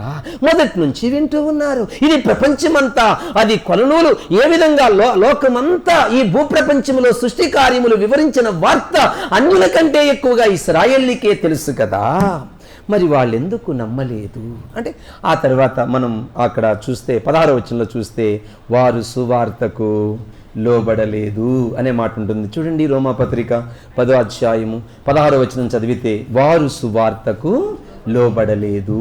ఇక్కడ పాయింట్ క్యాచ్ చేయాలి మీరు. సో ఆత్మకార్యము జరగాలి అని అంటే మన బాధ్యత ఉందా? ఆత్మకార్యము జరగాలి అని అంటే ఏంటి మన బాధ్యత? ఆత్మకార్యానికి మనం ఏమవ్వాలి? లోబడాలి. మీకు అర్థమయ్యేటట్టు కొన్ని విషయాలు చెప్తాను. ఉదాహరణకి ఏదోను వనంలో దేవుడు మంచి చెడుల తెలివినిచ్చు వృక్ష ఫలాన్ని పెట్టాడు. చాలా మంది వేసే ప్రశ్న ఏంటంటే, అసలు ఆ వృక్ష ఫలం పెట్టకపోతే మనకి తిప్పలు వచ్చుండేవి కాదు కదా, దేవుడు పెట్టబట్టే కదా మనకి తిప్పలు. వినండి, సో ఒకవేళ పెట్టాడు అనుకుందాం, పెట్టినా సరే ముందు దేవుడికి విషయాలు తెలియవా? అంటే ఆ పండు తింటాడని, ఆ వృక్షం పెడితే అతను వెళతాడని, తిన్ని వారు పాపంలో పడతాడని దేవునికి తెలియదా? ఇది ఇలా ఉండగా ఇంకొక ప్రశ్న, సరే అన్నీ తెలుసు అనుకుందాం, ఆ చెట్టు దగ్గరికి వెళ్ళినప్పుడు ఆ పాము వెళ్ళేటప్పుడు పామును దేవుడు ఆపలేడా? పామా ఆజ్ఞాపిస్తున్నా వెళ్ళడానికి వీల్లేదు అంటే ఆగిపోద్ది కదా. సరే అది కూడా వదిలేద్దాం. ఆ టైములో హఠాత్తుగా దేవుడు ప్రత్యక్షమై, అవా ఏం చేస్తున్నావు నువ్వు, నీకేం చెప్పాను, ఒక్క మాట అంటే ఆగిపోద్ది కదా. ఇన్ని తిప్పలు వస్తాయా మనకు? ఏంటిదంతా కూడా? ఇవన్నీ దేవుడు చేయలేడా? ఆయన సర్వవ్యాప్తి కాదా? ఆయనకి తెలియదేమైనా ఉందా? ఆయన సర్వజ్ఞాని కాదా అన్న ప్రశ్నలు బయలుదేరుతాయి. వినండి జాగ్రత్తగా, దేవుని పిల్లలారా, మానవుడిని దేవుడు స్వేచ్ఛాజీవిగా చేశాడు. ఒకవేళ భగవంతుడు ఆ సమయంలో ప్రత్యక్షమయ్యి ఆదామా అని అయినా, హవ్వా అని పలికినా వాళ్ళు యంత్రాలుగా మారిపోయి ఉండేవాళ్ళు. ఇక ఒక కీ బొమ్మలాగా మనం ఎలా కీస్తే ఆ తర్వాత అది అటు ఇటు తిరుగుతుందో అట్లా పూర్తిగా కీడు బొమ్మల్లా దేవుని చేతిలో ఉండాల్సి ఉండేది. ఇక స్వేచ్ఛను కోల్పోయి ఉండేవాళ్ళు, స్వతంత్రతను కోల్పోయి ఉండేవాళ్ళు, ఈ విధంగా వాళ్ళకున్న ఫ్రీడమ్ అంతా కూడా కోల్పోయి ఉండేవాళ్ళు. అందుకే దేవుడు వారి జోలికి రాలేదన్న సత్యాన్ని మనము అర్థం చేసుకోవాలి. మానవుడికి దేవుడు స్వేచ్ఛ పరుడుగా వాళ్ళని పుట్టుకలోనే, సృష్టిలోనే మానవుని సృజించినప్పుడే పెట్టాడు.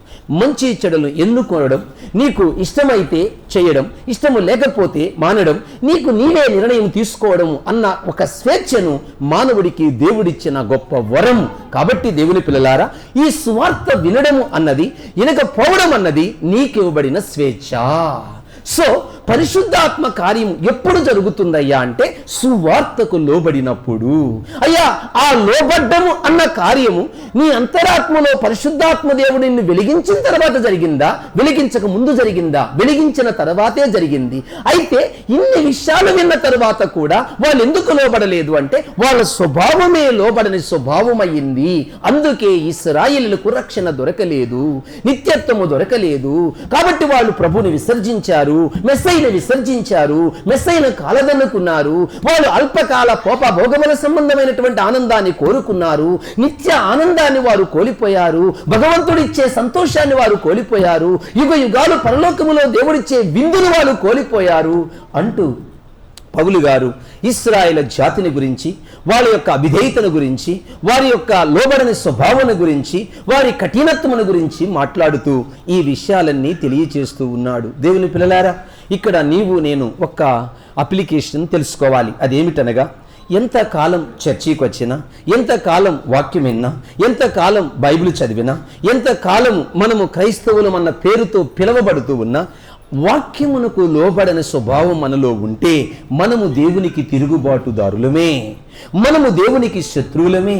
సో ఆత్మ ఆరంభము జరిగినప్పుడు ఆత్మ ఆనందం జరగాలి. ఆత్మ ఆరంభము జరగకపోతే ఆత్మలో ఆనందము జరగదు. ఏంటి తేడా చెప్తాను. నేను ఇక్కడ అనగా 9వ వచనానికి వచ్చేటప్పటికి ప్రభు ఓ అద్భుతమైన విషయాన్ని చెప్తాడు. 9-20 వచనాలు అనగా రోమా పత్రిక 10వ అధ్యాయము 9-20 వచనాలకు వచ్చేటప్పటికి జనము కాని వారి చేత రోషము పుట్టించెదను అనే పదం ఉపయోగిస్తాడు. జనము కాని, నా జనము కాదు అనగా ఎవరు ఆ జనము? నా జనము కాని జనం అంటే అన్యులు అని అర్థం. అంటే అవతల దేవుని జనాంగము అని పిలువబడుతున్నది ఎవరు? ఇశ్రాయేలీలు. నా జనము కాని వారు జనం ఎవరు? అన్యులు. సో నా జనము అనబడుతున్న వారు దేవునికి ఏం కాలేదు, లోబడలేదు. నా జనము కాని వారు నాకు లోబడ్డారు. నేను మీకు ఈ సందర్భంలో 2 విషయాలు గుర్తు చేస్తాను. వీళ్ళ దగ్గరికి రాక మునుపు, అంటే అన్యుల గురించి వివరించక మునుపు వీళ్ళ గురించే మాట్లాడతాను, అనగా ఇశ్రాయేల్ గురించి. యేసు ప్రభు శిష్యులతో ఏం చెప్పాడో మీకు గుర్తుందా? చూద్దామా? మత్తయి సువార్త 10వ అధ్యాయము 5వ వచనం. మత్తయి సువార్త 10వ అధ్యాయము 5వ వచనం. ఆ సందర్భాన్ని జాగ్రత్తగా మనం అర్థం చేసుకుంటే మత్తయి సువార్త 10వ అధ్యాయము 5వ వచనంలో ఉన్న మాట నశించిన గొర్రెల యొద్దకే, అంటే ఎవరు? ఇశ్రాయేలీలు. తప్ప మీరు సమరీల దగ్గరికి కానీ అన్యుల దగ్గరికి కానీ వెళ్ళవద్దు. విన్నారా? సువార్త మొదట ఎవరి దగ్గరికి వెళ్ళింది? ఇశ్రాయేలు దగ్గరికి వెళ్ళింది. ఎవరి దగ్గరికి వెళ్ళమని దేవుడు చెప్పాడు? ఇశ్రాయేలు దగ్గరికి వెళ్ళమని చెప్పాడు. ఇంకొక విషయం చెప్పనా? తూరు సీదోను పట్టణము నుండి ఒక స్త్రీ వచ్చి, నా కుమార్తె చావసిద్ధమై ఉన్నది, దయ్యము చేత శోధించబడుతుంది, వచ్చి బాగు చేయమంటే ప్రభు మాట్లాడారా? సో మాట్లాడారు. మాట్లాడుతూ ఏమని సమాధానం ఇచ్చాడు? ఇదిగో పిల్లల రొట్టె తీసి కుక్క పిల్లలకి ఇట యుక్తము కాదు, నశించిన ఇశ్రాయేలు యొద్దకే నేను పంపబడి తిని. వినారా?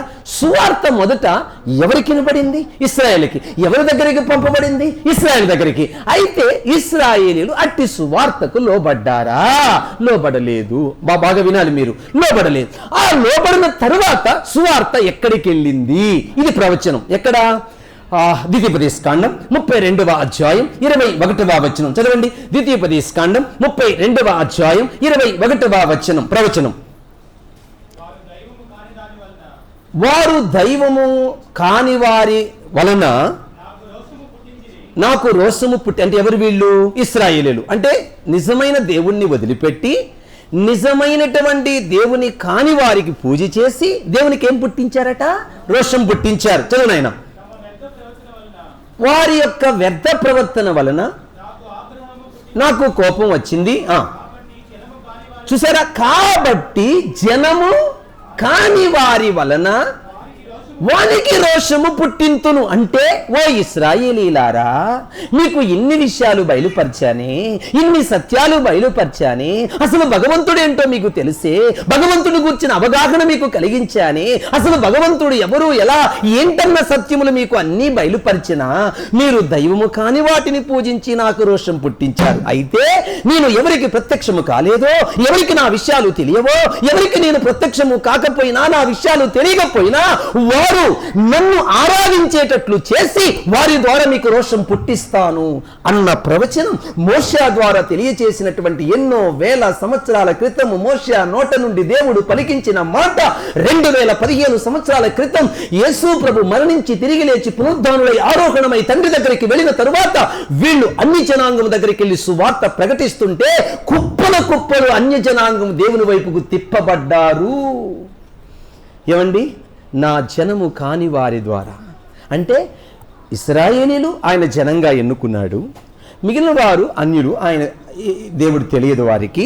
అట్టి జనాంగము దగ్గరికి ఏమి వెళ్ళింది? సువార్త వెళ్ళింది. అట్టి సువార్త విని వాళ్ళు ఏమయ్యారు? దేవుని వైపుకి ఆకర్షింపబడ్డారు. సో మీకు ఏమి కలిగించుదను? రోషం. ఇప్పుడు చెప్పండి, ఈ ప్రపంచములో ఉన్న ఈ అన్యజనాంగ ప్రజలందరూ కూడా ఇప్పుడు ఏమయ్యారు? ఒకప్పుడు యేసు ప్రభు రాకమునుపు దేవుని ప్రజలంటే ఎవరు? ఇశ్రాయేలీలు. ఇప్పుడు చెప్పండి, యేసు ప్రభు వచ్చిన తర్వాత ఇప్పుడు దేవుని ప్రజలంటే ఎవరు? సంఘం. సపోర్ట్ కొడదాం గట్టిగా. ఈ వ్యత్యాసాన్ని మీరు క్యాచ్ చేయాలి. ఈ వ్యత్యాసాన్ని మీరు క్యాచ్ చేయాలి. అమ్మా వింటున్నారా? జనము కాని వారి వలన మీకు ఏమి పుట్టించుదను? రోషం. ఇప్పుడు వాళ్ళకు రోషం. ఇప్పుడు చూడండి, ఎప్పుడైతే బాగా వినండి, ఈ సంఘము ఎత్తబడుతుందో, ఎప్పుడైతే ఈ సంఘాన్ని ప్రభు మధ్యాకాశానికి తీసుకెళ్తాడో అప్పుడు వారి నేత్రాలు తెరవబడతాయి. జనము కాని వారి వలన వాళ్ళకి ఏం కలుగుతుంది? రోషం కలుగుతుంది.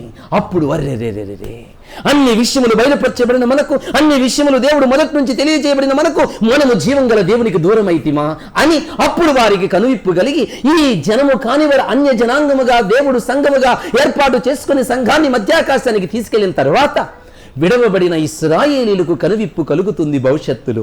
అదే చెప్తున్నాడండి. ఎంత లోతుగా వెళ్ళి ఈ విషయాలు పౌలు విశదీకరిస్తున్నాడో ఒకసారి మీరు ఊహించి చూడండి. దేవుని పిల్లలారా, ఇశ్రాయేల్ ప్రజలతో మాట్లాడుతున్నాడు. ఇశ్రాయేల్ ప్రజల పట్ల దేవుని ప్రణాళికను గురించి, ఆయన సార్వభౌమ అధికారముల గురించి మాట్లాడుతూ ఇవన్నీ విశదీకరిస్తున్నాడు. సువార్త మొదట వారి దగ్గరికి వెళ్ళింది, వాళ్ళు సువార్తకు లోబడలేదు. అయితే తర్వాత సువార్త ఎవరి దగ్గరికి వచ్చిందంటే అన్యుల దగ్గరికి వచ్చింది. అన్యులు సువార్తకు లోబడ్డారు. వాళ్ళు ఏమైనా రీసెర్చ్ చేశారా? లేదు. వాళ్ళకి ఏమైనా దైవ ప్రత్యక్షతలు ఇశ్రాయేలులాగా కలిగాయా? లేదు. జస్ట్ వాళ్ళు ఏం చేశారు? విన్నారు. ఏమి విన్నారు? సువార్త విన్నారు. విన్న వారందరూ ఏమయ్యారు? దేవుని వైపుకి ఆకర్షింపబడ్డారు. సో ఇది ఆత్మకార్యం కాదా? ఎస్, 100% ఆత్మకార్యమే. సో ఇంకొక విషయం కూడా చెప్తాను. విందు అనే మాట వివరించాలి కదా మీకు. ఆత్మలో విందు వినండి. సమర స్త్రీని కలుసుకున్నాడా? యేసయ్య కలుసుకున్నాడు. కొన్ని మాటలు ఆమెతో మాట్లాడాడా? మాట్లాడాడు. ఆ మాట్లాడిన సందర్భంలో ఆమె ఒక మాట అడిగింది, ప్రభువా ఇంత దూరము రాకుండా ఆ నీళ్లు నాకు ఇవ్వవా అంటే యేసుప్రభు అన్నాడు, ఇస్తా. ఈ నీళ్లు నీకు ఇవ్వాలి అంటే ఏం చేయాలి? నీ వెళ్ళి నీ పెనిమిటిని తీసుకొని రా అంటే నాకు పెనిమిటి లేడు. ఎస్, నువ్వు సత్యం చెప్తివి, నీకు 5 పెనిమిటులు, ఇప్పుడు ఉన్నవాడు నీ పెనిమిటి కాడు. సో ఆ తర్వాత ఆమె ఏం చేసినట్టు, ఆమె కుండ విడిచి ఆమె సమరియా ప్రాంతమునికి వెళ్ళి నావన్నీ నా గురించి చెప్పిన వాడిని చూపిస్తాను రండి అంటే, చూడండి ఇప్పటి వరకు ఏ బ్రతుకు దాగుడు మూతల బ్రతుకుతూ వచ్చింది. నెమ్మది లేక, శాంతి లేక, ఆదరణ లేక, ఓదార్పు లేక, గుట్టు ఎక్కడ రట్టవుతుందని తన బ్రతుకంతా రహస్య బ్రతికే. మధ్యాహ్నం రావడం ఏంటండి? మధ్యాహ్నం ఎవరు వస్తారు నీళ్ళకి? దేవుని పిల్లలారా, ఆలోచన చేయండి. ఎవరి కంట పడకూడదని, ఎవరు గుసగుసలు ఆడకూడదని, తన గురించి బ్యాడ్గా చెప్పుకుంటే ఆ మాటలు తన చెవిన పడితే అవి భరించలేని మాటలుగా మిగులుతాయని అయ్యుండవచ్చు.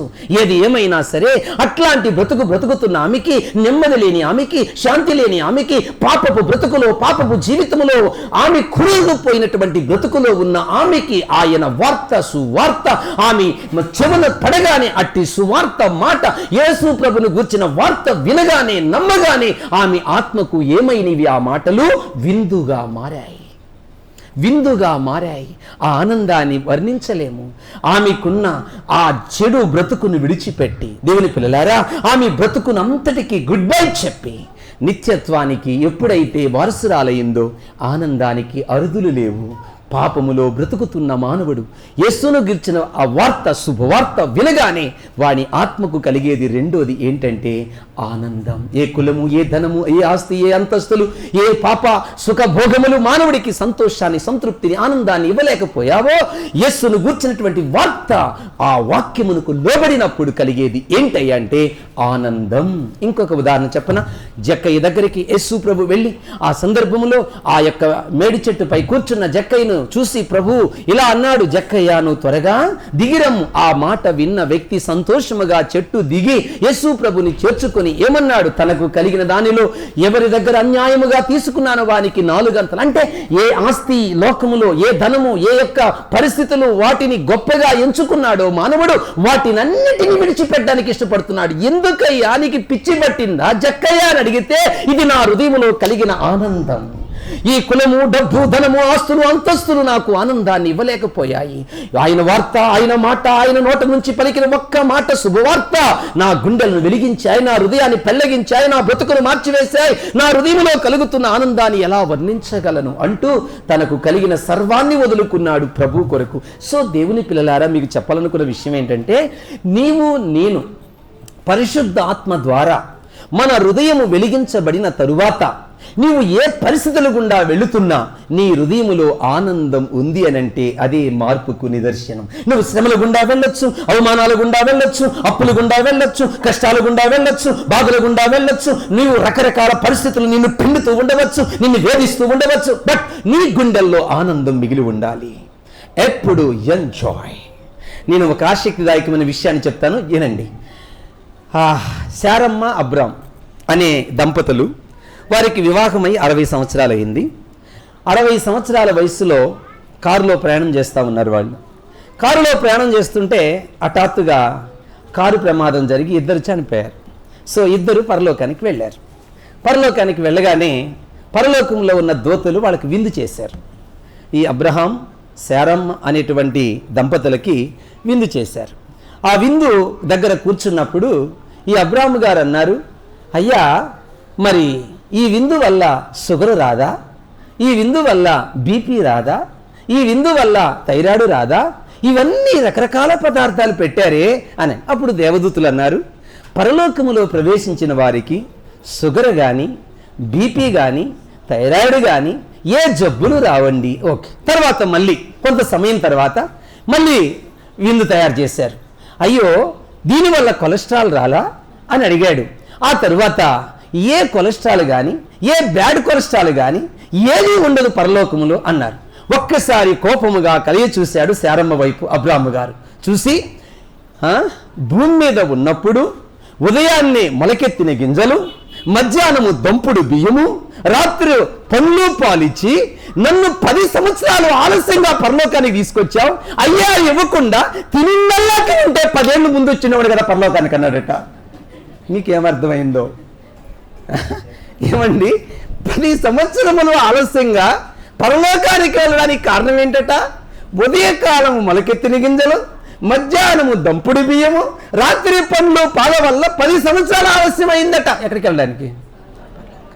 అదేమేమీ కాకుండా అన్నిటి నుంటే 10 ఏళ్ళు ముందు వచ్చి ఈ అద్భుతమైన షుగరు లేని, బీపీ లేని, థైరాయిడ్ లేని, ఏ జబ్బు లేని ఈ అద్భుతమైన లోకములో ఎంత ఎంజాయ్ చేసి ఉండేవాడిని శారమ్మ, ఎందుకు నన్ను వీటితో భూమి మీద బలి చేశావు అని అడిగాడట. అమ్మ బాబు మీకెందుకు ఇవన్నీ చెప్తున్నానంటే, ఏనాడు నీవు యేసుక్రీస్తుని సొంత రక్షకుడుగా అంగీకరించావో, ఏనాడు నీ ఆత్మలో ఆనందం ప్రారంభమైందో, నీకు బీపీ ఉన్నా, నీకు షుగర్ ఉన్నా, నీకు వ్యాధులు ఉన్నా, నీకు ఏ పరిస్థితులు ఉన్నా ఎంజాయ్. ఎందుకో తెలుసా? పరలోకములో జబ్బులు ఉండవు గనుక. ఈ శరీరము వదిలిపోగానే మట్టిలో అన్నీ కలిసిపోతాయి. ఇదేనండి, నీవు ఏ పరిస్థితులు గుండా వెళుతున్నా ఎల్లప్పుడూ నీ గుండెల్లో మారుమ్రోగుతున్న శబ్దం, ప్రభునందు ఆనందించుడి. మరలా చెప్పుదును, ప్రభునందు ఆనందించుడి. ఎంజాయ్. అర్థమైందండి? ఆత్మలో ఆనందం. ఇది మార్పుకు 2వ నిదర్శనం. ఇంతటితో మనము ఈ విషయాలు జాగ్రత్తగా అర్థం చేసుకున్నాం అనుకుంటున్నాను. ఇంకొక మాట చెప్పి 2వ భాగాన్ని ముగిస్తానండి. నేను 3 పాయింట్లు చెప్తాను అన్నాను కదా. 2వ భాగం: 1 లోబడని ఇశ్రాయేలీలు, 2 లోబడిన అన్యులు, 3 లోబడిన వారి కొరకు దినమెల్లయూ చేతులు చాపుట. ఎక్కడుంది మాట? లాస్ట్ వచనం లాస్ట్ భాగంలో ఉంది. అంటే 21వ వచనం కింద భాగంలో ఉంటుంది. ఏమని? లోబడని ప్రజల కొరకు దినమెల్లయూ నా చేతులు చాపుచున్నాను. విన్నారా? వాళ్ళ గురించి ఏం చెప్పాడు చూద్దామా? ఒకసారి చూద్దామా? అన్యుల గురించి ఏం చెప్పాడు? యెషయా గ్రంథము 65వ అధ్యాయం 1వ వచనం చదవండి. యెషయా గ్రంథము 65వ అధ్యాయం 1వ వచనం చదవండి. అన్యుల గురించి ఏం చెప్పాడు? 65:1 నా యొద్ద విచారణ చేయన వారికి నేను, అర్థమైందా? నా దర్శనమునకు రానిచ్చి తిని. ఇప్పుడు వీళ్ళ గురించి ఏం చెప్తున్నాడు? 2వ వచనం చదువు నాయన. యెషయా గ్రంథము 65వ అధ్యాయము 2వ వచనం. ఇశ్రాయేలు గురించి ఏం చెప్తున్నాడు? లోబడనెల్లని ప్రజల వైపు దినమంతయు నా చేతులు చాచు. వినండి, ఇది మనము జనరల్ అప్లికేషన్ తీసుకోవచ్చు. అంటే నీ భర్త లోబడలేదు అనుకుందాం, నీ భార్య లోబడలేదు అనుకుందాం, నీ పిల్లలు లోబడలేదు అనుకుందాం, నీ నైబర్స్ లోబడలేదు అనుకుందాం. బట్ ఇంకా వాళ్ళ కొరకు దేవుడు ఏం చేస్తున్నాడట? ఎదురు చూస్తున్నాడు. అంటే ఆయన వాళ్ళు నశించడం కోరుకుంటున్నాడా? లేదు, వాళ్ళ మార్పునే కోరుకుంటున్నాడు. వాళ్ళ మార్పు కొరకు ఆయన ఏం చేస్తున్నాడట? ఎదురు చూస్తున్నాడు. వాళ్ళు ఎంత దౌర్భాగ్యులైనా, ఎంతటి నీచులైనా, ఎంతటి నీచ పనులు చేసినా, ఎంతటి క్రూర సంబంధమైన పాపపు బ్రతుకు బ్రతికినా ఇంకా వాళ్ళ కొరకు దేవుడు వెయిట్ చేస్తున్నాడు. చూశారండి ఎంత ఆశ్చర్యంగా ఉందో? కాబట్టి దేవుని పిల్లలారా, మన కర్తవ్యం ప్రార్థించుట, సువార్తను ప్రకటించుట. వాళ్ళలో ఎవరు మారుతారు మనకు తెలియదు, వాళ్ళలో ఎవరు రక్షింపడతారు మనకు తెలియదు, వాళ్ళు ఎవరు దేవుడు ఏర్పాటు చేసుకున్న జనాంగం మనకు తెలియదు. మనకు మాత్రం ఒకటి తెలుసు, ప్రార్థించుట, సువార్తను ప్రకటించుట. నువ్వే రూపంలో ప్రకటిస్తావో, సాక్షి రూపంలో ప్రకటిస్తావో, కరపత్రిక ద్వారా ప్రకటిస్తావో, బహిరంగ సభల ద్వారా ప్రకటిస్తావో, రేడియో ద్వారా ప్రకటిస్తావో, టీవీ ద్వారా ప్రకటిస్తావో, నీ పని, నీ కర్తవ్యం నువ్వు నెరవేర్చు. నీ ఊపిరి ఉండగా నిన్ను బట్టి ఎంతమంది ప్రభు దగ్గరికి వచ్చారు. లేదా ఆ సంఖ్య నీకు తెలియకపోయినా నీకు తెలిసిన వారికి ఎప్పుడైనా కనబడితే వాళ్ళకి సువార్త చెప్పకుండా వెనక్కి రావద్దు. ఏ పరిస్థితుల్లోనైనా ఏదో ఒక పద్ధతిలో, ఏదో ఒక రూపంలో, ఏదో ఒక విధానంగా సువార్త తెలియాలి వాళ్ళకి. ఎందుకు? వాళ్ళ కొరకు దేవుడు ఏం చేస్తున్నాడు? దినమెల్లా ఎదురు చూస్తున్నాడు. సో నీ పని నువ్వు చేస్తే, పరిశుద్ధాత్మ పని పరిశుద్ధాత్మ చేస్తే, తండ్రి హృదయానికి మిగిలేదేంటి? ఆనందం. దేవుని పిల్లలారా, కాబట్టి ఎవరైనా ఇంకా తిరుగుబాటు చేసేవాళ్ళు ఉంటే, బాధ పెట్టేవాళ్ళు ఉంటే, దుఃఖ పెట్టేవాళ్ళు ఉంటే, హింస పెట్టేవాళ్ళు ఉంటే, వాళ్ళని బట్టి మీరేం అధైర్యం చెందొద్దు. దేవుడు వాళ్ళకి సమయం ఇస్తున్నాడు. ఒకవేళ ఆ సమయాన్ని కాలదనుకుంటే, ఆ సమయాన్ని వారు ఇశ్రాయేలీలాగా నిర్లక్ష్యం చేస్తే నరకం తప్పదు, వినాశనం తప్పదు. కాబట్టి ఎవరైనా ఆ సమయంలో దేవుడిచ్చిన అవకాశాన్ని వినియోగించుకుంటే రక్షింపడతారు, నిత్యత్వం చేరుకుంటారు. ఓకే, సో ఫైనల్ మూడో భాగానికి వెళ్తున్నాం మనం. మూడోది ఏంటి?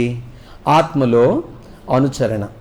ఆత్మలో ఆత్మ అనుచరణ. చూడండి, ఒక వ్యక్తిలో ఆత్మ కార్యం జరిగింది అని అంటే రెండో నిదర్శనం ఏంటి? ఆనందం. ఆనందానికి మూడో నిదర్శనం ఆత్మ స్వాధీనములో ఉండి ఆ వ్యక్తి నడిపించబడతాడు. ఆత్మ అదుపులో ఉండి నడిపించబడతాడు. ఇక తన ఇష్ట ప్రకారం బ్రతకడు, తన ఇష్ట ప్రకారం జీవించడు, తన కొరకు బ్రతకడు, స్వార్థం కొరకు బ్రతకడు. తను బ్రతికే ప్రతి బ్రతుకు క్రీస్తు కొరకే బ్రతుకుతాడు. సో ఎవరి స్వాధీనములో ఉన్నాడు? ఆత్మ స్వాధీనములో ఉన్నాడు. ఎవరు ఆత్మ స్వాధీనములో ఉన్నారు? నా ఆత్మ పరిశుద్ధాత్మ స్వాధీనములో ఉన్నాడు. దీనికి 3 నిదర్శనలు చెప్తాను, ఓకేనా?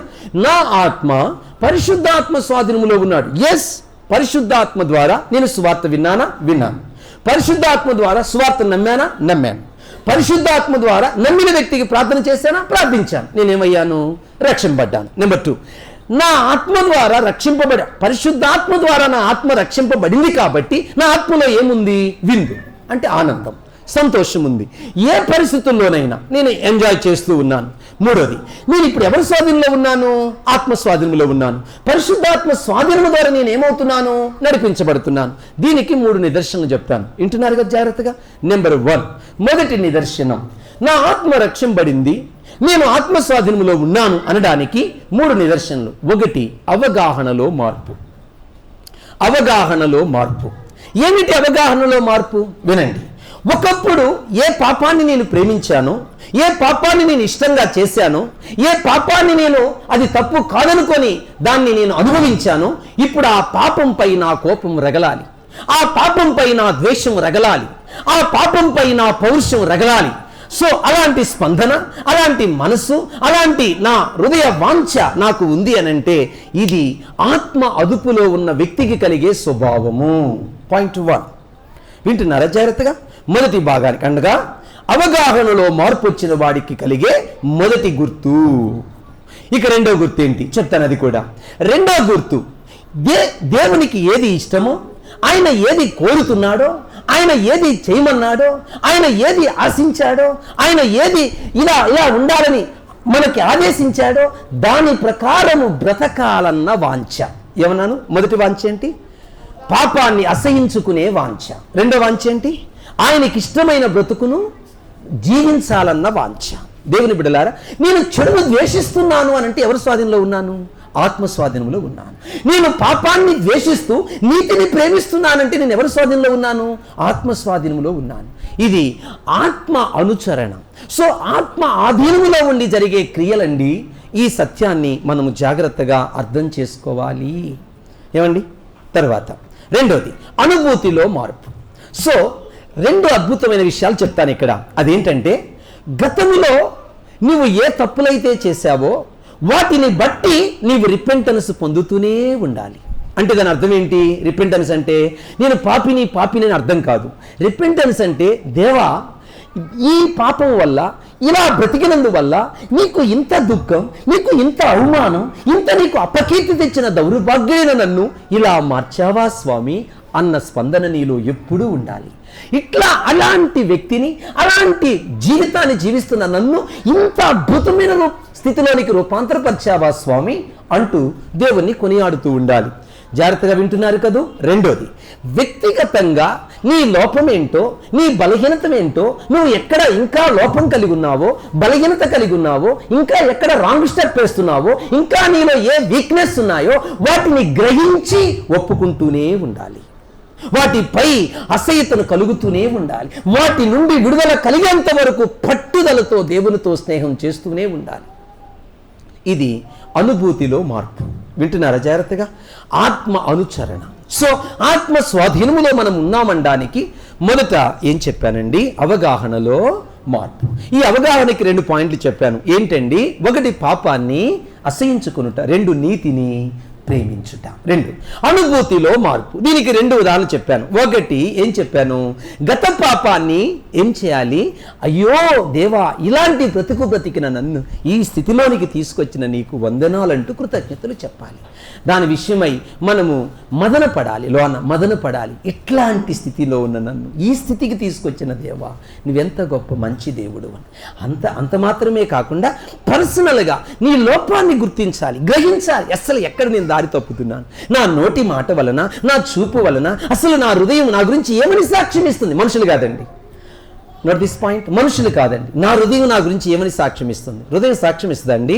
ఎస్, యోహాను రాసిన మొదటి పత్రిక 3వ అధ్యాయము 20వ వచనం. యోహాను రాసిన మొదటి పత్రిక 3వ అధ్యాయము 20వ వచనం. త్వరగా. దేవుడు హృదయము కంటే అధికుడై సమస్తమును ఎరిగి ఉన్నాడు గనుక మన హృదయము ఏ విషయాలలో విన్నారా సాక్ష్యమిస్తుంది. హృదయం ఎప్పుడు తెలుసుకుంటాము హృదయ సాక్ష్యాన్ని? నిన్ను నీవు స్వపరీక్ష చేసుకున్నప్పుడు, లేదా వాక్యము విన్నప్పుడు. వాక్యము వినేటప్పుడు బాకుల్లా హృదయాన్ని గుచ్చుతున్నాయంటే దాని అర్థం హృదయము నిన్ను గద్దిస్తుంది అని అర్థం, హృదయము నీకు గుర్తు చేస్తుంది అని అర్థం, హృదయము నిన్ను గుచ్చుతుంది అని అర్థం. అప్పుడు మనం ఏం చేయాలి? తప్పును గ్రహించి పశ్చాత్తాపడాలి. దీన్ని ఏమంటారు తెలుసా? అనుభూతిలో మార్పు. అంటే నువ్వు ఎవరు ఆధీనంలో ఉన్నావు? ఆత్మాధీనం. ఆత్మాధీనంలో ఉన్న ఆత్మదేవుడు ఏం చేశాడు? నీకు గుర్తు చేశాడు. గుర్తు చేసి నువ్వేం చేశావు? లోబడ్డావు. Okay, final. 3వది, దీన్ని ఏమంటారంటే చిత్తములో మార్పు. ఏమండి? దీనికి 2 పాయింట్లు చెప్తాను.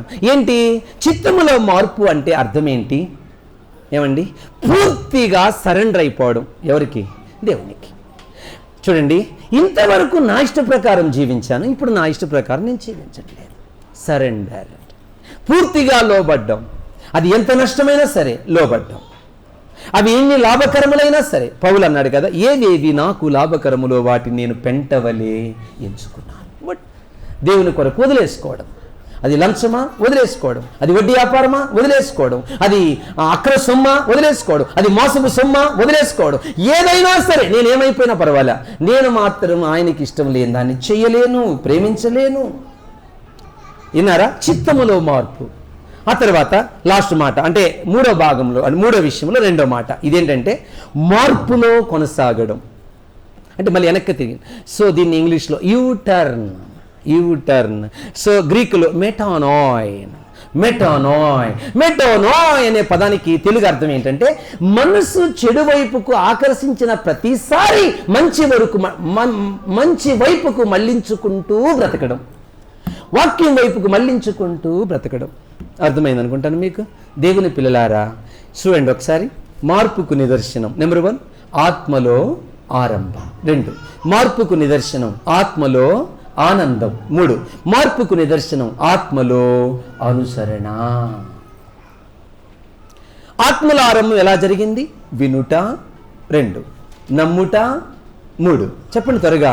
విశ్వసించిన వానికి ప్రార్థించుట. 2 ఆత్మల ఆనందం ఎలా జరిగింది? లోబడుట. నువ్వు లోబడిన ప్రతిసారి నీ ఆత్మకేమైంది? విందు. దేనికి లోబడ్డావు? దేవుని మాటకు లోబడ్డావు. లోబడిన ప్రతిసారి నీ ఆత్మకేమైంది? విందు. ఫైనల్ మూడోది ఆత్మ అనుచరణ. సో నువ్వు ఎవరి స్వాధీనంలో ఉన్నావు? ఆత్మ స్వాధీనంలో ఉన్నావు. ఎవరు ఆధీనంలో పనిచేస్తున్నావు? ఆత్మ ఆధీనంలో పనిచేస్తున్నావు. నీ బయటికి కనబడుతున్న నిదర్శనాలు ఏంటి? 1 అవగాహనలో మార్పు, 2 అనుభూతిలో మార్పు, 3 చిత్తములో మార్పు. ఇది మార్పుకి నిదర్శనం. సో ఓవరాల్గా 10వ అధ్యాయానికి ఏమని పేరు పెట్టాం? విశ్వసించిన వారందరికీ మోక్షం, నమ్మిన వారందరికీ మోక్షం. ఎవరిని నమ్మిన వారికి? యేసుక్రీస్తుని సొంత రక్షకుడిగా విశ్వసించిన వారికి ఏ కులము ఏ మతము అయినా కూడా నిత్యత్వం వారికి కలుగుతుంది. లాస్ట్లో ఒక మాట చెప్తాను, ముగిస్తాను, వినండి. ఒకసారి ఏం జరిగాయంటే బాతులన్నీ చర్చికి వెళ్ళాయి. చెప్పండి అందరూ, ఏమి వెళ్ళాయి? బాతులన్నీ చర్చికి వెళ్ళాయి. అక్కడికి వెళ్ళగానే బాతు పాస్టర్ గారు వాక్యం ప్రారంభించారు. ఏ పాస్టర్ గారు? బాతు పాస్టర్ గారు వాక్యం ప్రారంభించారు. బాతు పాస్టర్ గారు వాక్యంలో ఏం చెప్పారంటే, బాతులారా బాతులారా, దేవుడు మనల్ని ప్రేమించి రెక్కలిచ్చాడు. కాబట్టి ఈ రెక్కలను మీరు ఉపయోగించుకుంటే మీరు కంచెలను దాటవచ్చు, గోడలను దాటవచ్చు, మీకు అడ్డుగా ఉన్న అడ్డుబండలన్నీ దాటుకొని మనము క్షేమముగా గమ్యం చేరవచ్చు. కాబట్టి ఇక మీదట మీరు నడవక రెక్కలను ఉపయోగించి ఎగరండి అని బాతు పాస్టర్ గారు వాక్యం చెప్పారు. బాతు పాస్టర్ గారు ఇచ్చిన వాక్యం అన్ని విని బాతులన్నీ ఆమెన్ అని పలికాయి. ఆమెన్ అంటే ఆ తరువాత అన్ని చర్చి అయిపోయింది. వదిలిపెట్టగానే బయటకు వచ్చి గుణ నడుచుకుంటూ పోతున్నాయి. విన్న ప్రసంగం ఏంటి? రెక్కలు ఉపయోగించమని. అవి ఏం చేశాయి? యథాస్థితిలోనే కొనసాగించాయి. అమ్మ బాబు, ఈ ఉపమానం యొక్క అంతరార్థం ఏంటంటే, మనము ఇంతవరకు విన్న సందేశం ఏమిటి అనంటే, యథాబ్రతకు బ్రతకడానికి కాదు, దేవుడిచ్చిన వనరులను ఉపయోగించుకొని రెక్కలనే ఈ ప్రార్థన, రెక్కలనే ఈ వాక్యాన్ని యూజ్ చేసుకొని మనము లోకాన్ని పాపాన్ని జయిస్తూ ఉన్నతమైన నిత్యత్వానికి ఎగిరి వెళ్ళిపోవడమే దేవుని యొక్క ఉద్దేశం. ఈ లోకానికి గుడ్ బై చెప్పి యుగయుగాలు నీ కొరకు నా కొరకు నిత్యత్వాన్ని ఇచ్చినటువంటి తండ్రితో రాజ్యమేలడమే దేవుని యొక్క కాన్సెప్ట్. దీన్ని అర్థం చేసుకొని మీరు పాత బ్రతుకునే అనుసరించక, మార్పు లేని జీవితాన్నే జీవించక, నిత్యత్వానికి వారసులైన వారంతా కూడా దేవుడిచ్చినటువంటి రెక్కలను ఉపయోగించుకొని లోకాన్ని పాపాన్ని జయిస్తూ ఉన్నత లోకానికి మన యాత్రను కొనసాగిద్దాం. అట్టి కృప తండ్రి మనకు ప్రసాదించునుగాక. ఆమేన్. ప్రభువా, ఇంతవరకు నాతో మీరు మాట్లాడి చాలా విషయాలు తెలియచేశారు. నా జీవిత కాలమంతా నీ యందు భయభక్తులు కలిగి, నా తండ్రి నాలో ఆత్మకార్యం జరిగిందా లేదా అనడానికి 1 వినడం, 2 నమ్మడం, నమ్మిన వానికి ప్రార్థించడం. ఆ మొదటి కార్యం జరిగిందా లేదనడానికి ఎల్లప్పుడూ ఆత్మలో ఆనందం. ఆ రెండో కార్యం జరిగిందా లేదనడానికి 3వది అవగాహనలో, అనుభూతిలో, చిత్తములో కలిగిన మార్పు. ఇలా ఉన్నానా లేదా ఆ బాతులాగా ప్రసంగం అంతా విని మళ్ళీ గుణగణ నడిచిపోతున్నట్టు పాత జీవితాన్ని జీవిస్తున్నానా? ప్రశ్న. ఒకవేళ నేను అలా ఉంటే నాకు మోక్షం దొరుకుతుందా ప్రభువా? లోబడిన ఇశ్రాయేలు నశించిపోయారే, లోబడిన ఇశ్రాయేలు నరకానికి పోయారే, లోబడిన ఇశ్రాయేలు నాశనం అయ్యారే. ఇంత వాక్యమిని కూడా వాక్యానికి లోబడిన బ్రతుకు ఒకవేళ నేను బ్రతుకుతుంటే నాకు నాశనం తప్పదుగా. ఖచ్చితంగా ఉగ్రత వస్తుంది కదా. అట్టి ఉగ్రత నుండి తప్పించుకోవడానికే కదా ప్రభువా నీవు ఇన్ని విషయాలు నాకు తెలియచేశావు. కాబట్టి నేను యుగయుగాలు నీ కొరకు మరి ఈ విధంగా ఆత్మలో కలిగిన ఆరంభాన్ని, ఆత్మలో కలిగిన ఆనందాన్ని, ఆత్మలో అనుసరణ కలిగి ఇలా బ్రతుకుతూ మార్పుకు నిదర్శనమైన బ్రతుకులో కొనసాగడానికి కృప నిమ్మని తండ్రిని వేడుకుందాం. యేసుక్రీస్తు నామములో మీకు సమాధానము కలుగునుగాక. యేసుక్రీస్తు నామములో మీకు నెమ్మది కలుగునుగాక.